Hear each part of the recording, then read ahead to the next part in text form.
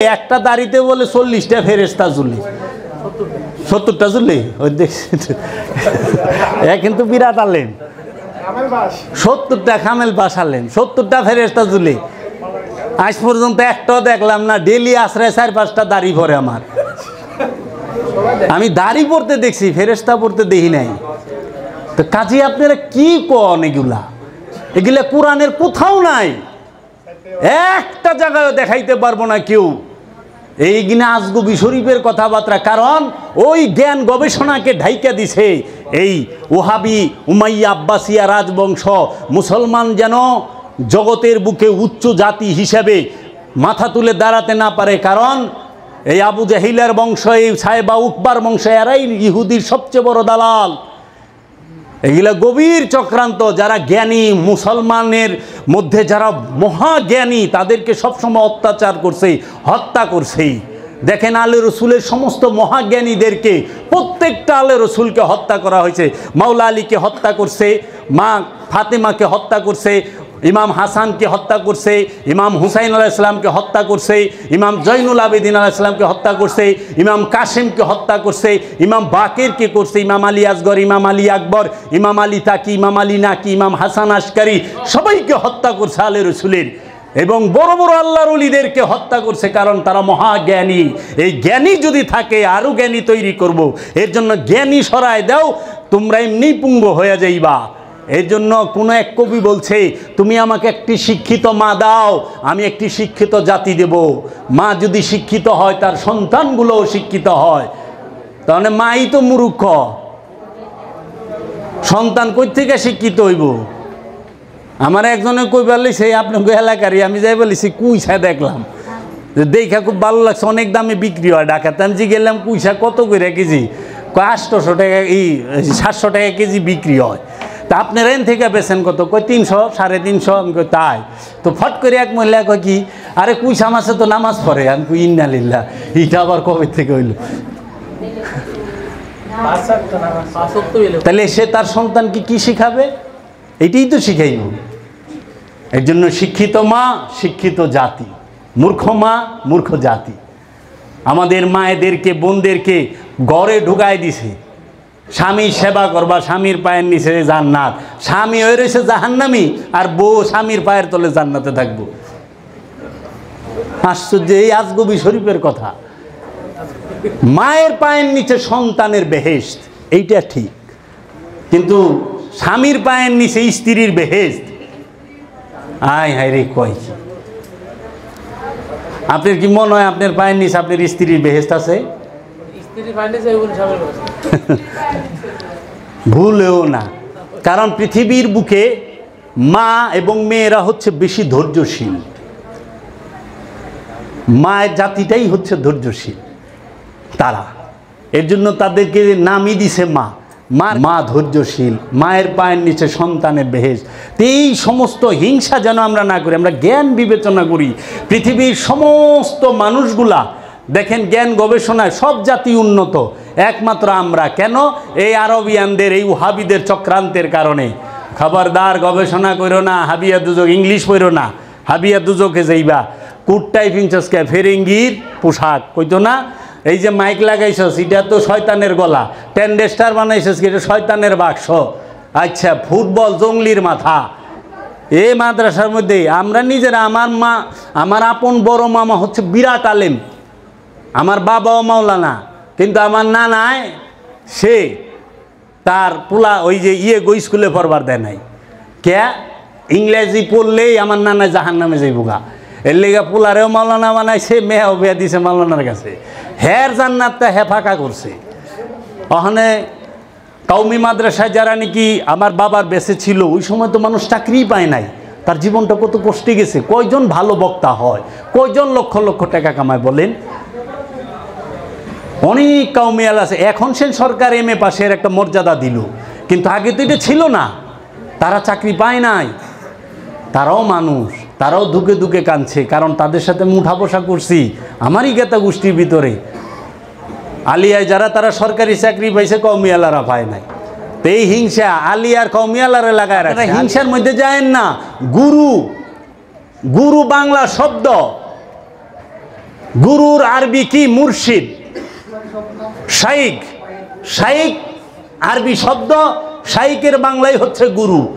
এখন ওই যে দেখবেন সৌদি আরবে থেকে যারা নাকি ওই যে ইউটিউবে ওয়াজ করে, শাইখ মতিউর রহমান মাদানী, শাইখ সালেহ আহমেদ, শাইখ কাজী ইব্রাহিম, এরা শাইখ কিন্তু এরা গুরু না। বুঝছেন কত বড় চালবাজি? শাইখ হলো আরবি শব্দ, গুরু হলো বাংলা শব্দ, একই জিনিস। যেরকম পানি সৌদি আরবে চিল্লা মরে গেল যে তুমি পানি দাও, পানি খামো, পানি দাও, পানি, আরবিয়ান বুঝবো না, তখন বলতে হবে আতি ময়া, আনা শরাব ময়া, আনা ইফগা ময়া, তখন সে বুঝবো হ্যাঁ পানির আরবি হলো ময়া।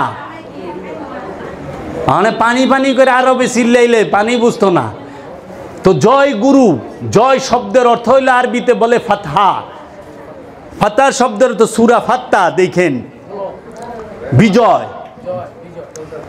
কি খুলবেন? খোলনের তো কিছু নাই, বিজয় আছে। সেই বিজয় কিসের? আমিত্বের উপরে নফস বিজয় লাভ করছে। আমিত্বের উপরে নফস যখন বিজয় লাভ করে তখন সে হয় বিজয়ী। এর জন্য বলছে নিশ্চয় মুমিনরা বিজয়ী।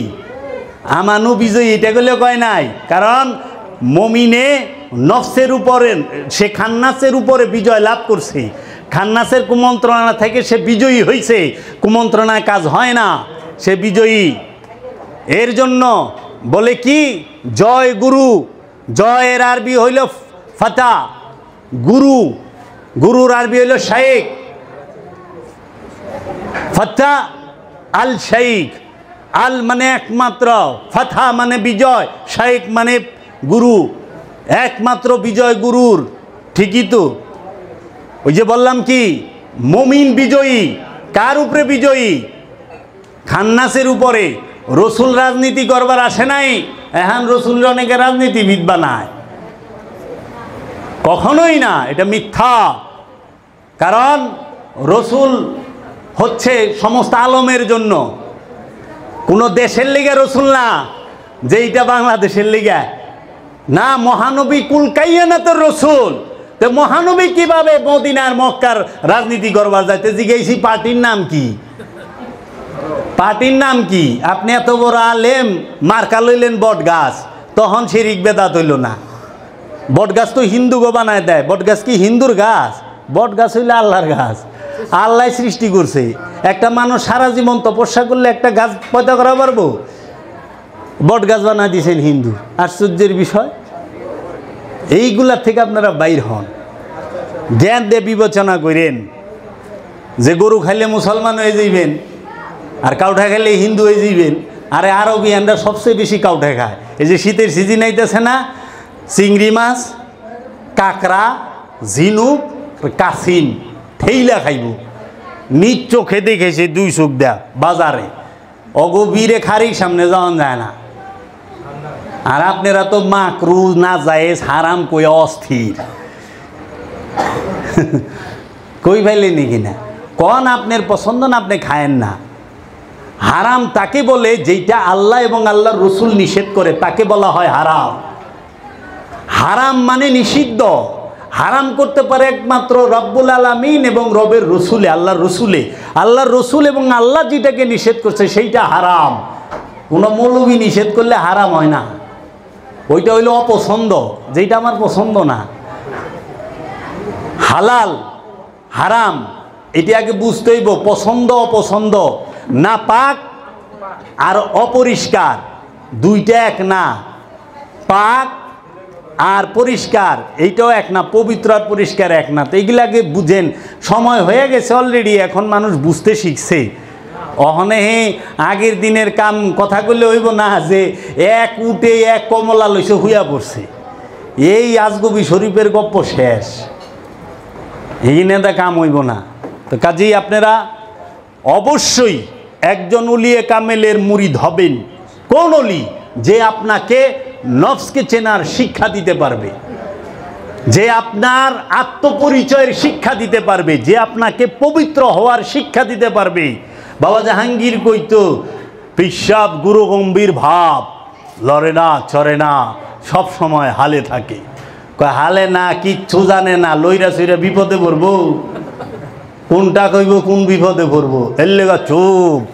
এর লেগে একটা কথা আছে, মূর্খ যদি চুপও থাকে তারপরও জ্ঞানী মনে হয়, আর জ্ঞানী মানুষ যদি অনেক কথা কয় তারপরও তারে মূর্খ মনে হয়। তেল লেগা অহংকার বেশিরভাগ পিসাব গুরু গঙ্গির ভাবে থাকে যে হালে আছে, হালে না, বিপদে আছে, কোনটা কয়ে কোন বিপদে পড়বো। বাবা জাহাঙ্গীরের এক একটা কিতাব পারমাণবিক বোমার মতো। কোরআনুল মাজিদ একটা আয়াত আছে, আমরা ওজিফায় পড়ি যে কি, বাল নাকজিফু বিল হাক্কে, বাল বরণ নাকজিফু বিল হাক্কে আলাল বাতিলে, বরণ আমরা সত্য দিয়া মিথ্যার উপরে এমন আঘাত করি যে মিথ্যাটা চূর্ণ বিচূর্ণ হয়ে যায়, মিথ্যার কোনো অস্তিত্বই থাকে না। এর জন্য সত্য এত শক্তিশালী যে মিথ্যার উপরে পড়লে মিথ্যাটা চূর্ণ বিচূর্ণ হয়ে যায়। তো কাজেই আপনি খোদাকে, খোদার রসুলকে ভালোবাসেন, আর আপনি যদি ভালোবাসতে পারেন তাইলেই আপনার ভিতরে ভয় থাকবে। ভালোবাসে যে সে ভয় করে, এই ভয় বলতে অস্ত্রের ভয় না, এটা হইল প্রেমের ভয়। যে আপনি যাকে ভালোবাসেন, হ্যাঁ কোনটা ভুল হইলো, আমার প্রেমিকা না আবার অভিমান করে, রাগ করে, ভয় না এটা করণ যাবে না, আবার রাগ করছে, যাক তার একটু মানায় নেই। অভিমান করলে তার অভিমানটা ভাঙাইতে হয়। আমাকে বাচ্চারা অভিমান করে না। বাবা জাহাঙ্গীর বলছে বাপ মার যখন সন্তান হয়, বাপ মা হয়ে যায় আশেক, সন্তান হয়ে যায় মাসুক। সব সময় বাপ মায় সন্তানটার দিকে চায় থাকে, আমার সন্তানটা কি চায়, ও কি লাগবো, সব সময় ও ঘুমাইতে পারলো নাকি, ও খাইতে পারলো নাকি, ওরে যেমনি খেয়াল রাখে নিজের ওইভাবে খেয়াল রাখে না। এইটাই প্রেমিকের সবচেয়ে বড় উদাহরণ, যে প্রেমে পড়লে, মাসুকের প্রেমে পড়লে নিজের খবর থাকে না, শুধু মাসুকের খবরই থাকে। যেটা আপনি সন্তানের বেলা ওই দেখেন মা কুলে লেখারা রইছে, সন্তান কষ্ট হইল সন্তানের আরাম দেয়, এইটাই মোহব্বত। আমি আপনাদের সামনে অনেক কথা কইলাম, আমার ভুল বেদবি মাফ করে দিয়েন। হয়তো কেউ যদি মনে কষ্ট পায় থাকেন, কাউকে কষ্ট দেওয়ার জন্য বিশ্বাস করেন হয়তো অন্যরকম হইতে পারে, কিন্তু বাবা জাহাঙ্গীর এমন এক কি যে সত্য তো একজনের বিরুদ্ধে না একজনের বিরুদ্ধে যাইবই। অনুরোধ, বাবা জাহাঙ্গীরের বাণীগুলা পড়েন, তার বাণীগুলা শুনেন, দেখেন সে কারো কাছে কিছু চায় নাই, সে সত্য মানুষের মৃত হৃদয়কে জিন্দা করে দিছে।